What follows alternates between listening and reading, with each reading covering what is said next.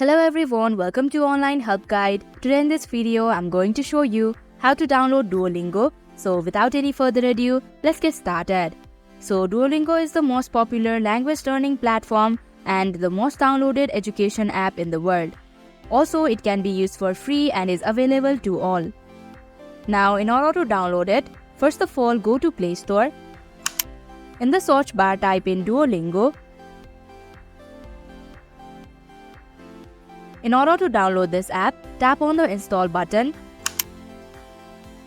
Now, after the app has been installed, click on the open button in order to use the app. So that is how you can download Duolingo.